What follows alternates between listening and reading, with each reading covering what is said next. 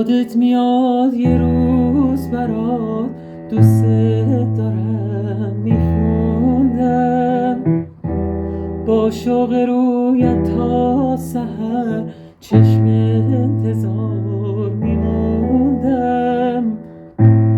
اما دیگه تموم شد، عمرم به پات حروم